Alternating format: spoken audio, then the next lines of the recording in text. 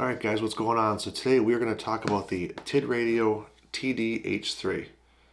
There's a close-up of what it looks like. So as you can see, I already have the radio out of the box, so I can't do an official unboxing, but I can show you. Let's start out with what's in the box. I have the specs in front of me because there's no way I can remember all this stuff. And then I'll kind of give you my thoughts on the radio and experience I've had with it. So for full disclosure, Tidradio did send this over free of charge for review, but I'm under no obligation to give a positive review. So for everything you're going to hear is going to be my opinion and my opinion only. So starting out with the box, so obviously we're going to have the radio itself and the antenna along with the battery. Battery already came attached in the box. And inside, not a whole lot. We will start with the instruction manual, which quite honestly is a fairly complete manual. A lot of times you get them terrible English, just real brief, here's the power button, here's the talk button, that's about it. This actually gives you pretty good instructions on the programming of it. It also comes with this little card which has some information for you as far as warranty information. And then on the back side we've got some a little more info for you.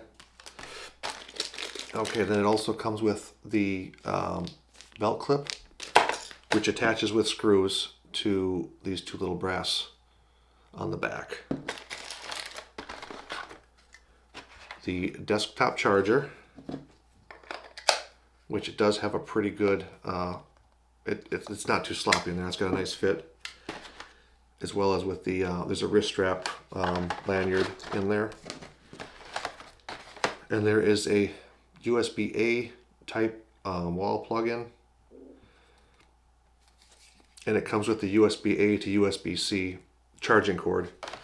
And you're going to need to use this cord specifically for if you're going to use this. I'll show you on the side here, on the very side of the radio, USB-C plug-in, as well as the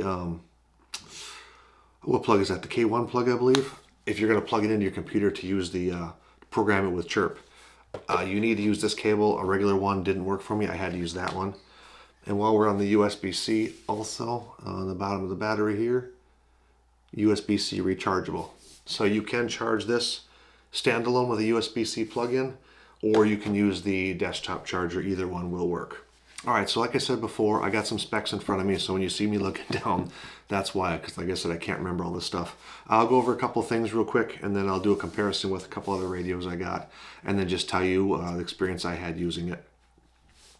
Okay, so this has, this will do, you can pick up airband with this.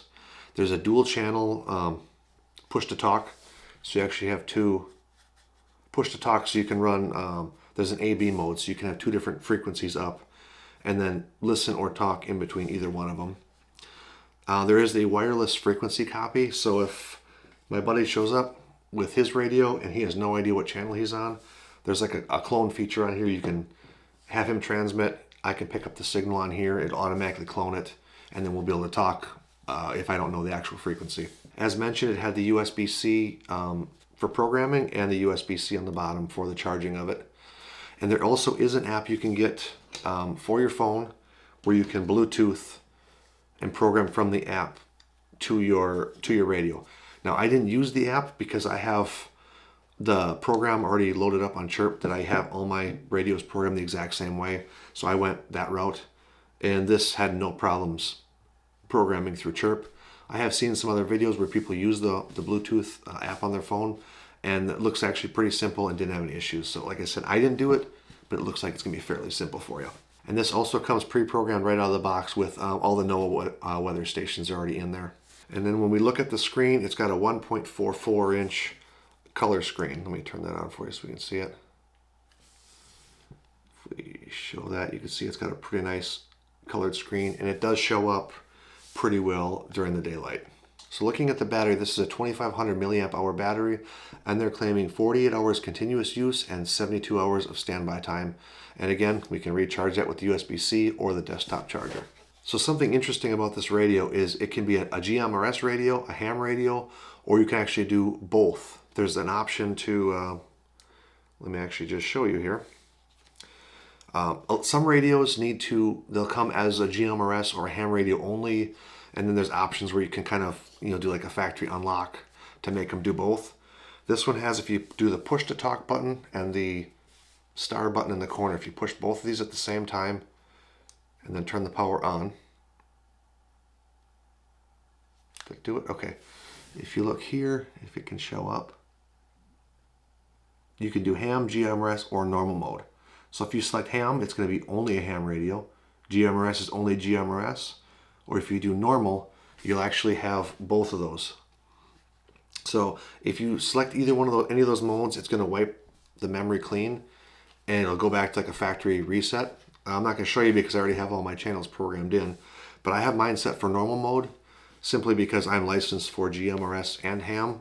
So for me, it's not a big deal. That way I can do both. All right, so there we go. We got kind of all the specs out of the way. So like me personally, I'm not much of a spec guy. I just want to know, does it have the features I want and is it going to work? And for me, I do like, one of my favorite things about this radio is the dual channel mode, especially because like right now I'm running on GMRS and a ham band. That way I'm covered with kind of a little bit of both. I can talk to just about anybody that I want.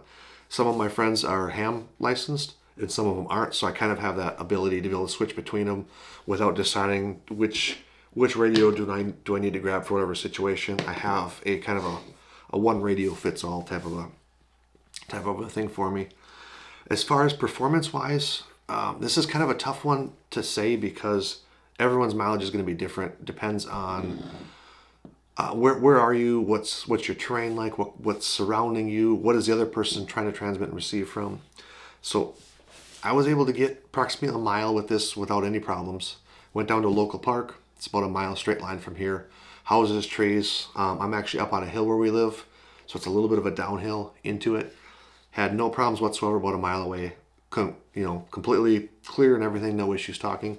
So for something like that, approximately a mile in town with houses and trees and everything in between, I think that's a pretty good range. I know if I was out somewhere with no obstructions, like maybe if I was on a hill, somebody else was on a hill, I could get several miles out of this without an issue. So with that, I got no issues with the radio. It kind of checks all the boxes for features and everything that I'm looking for.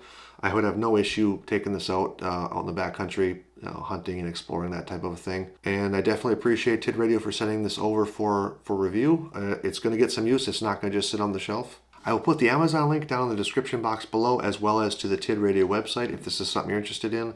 So as always, I want to thank you guys for watching. Don't forget to like and subscribe, and we'll see you guys next time.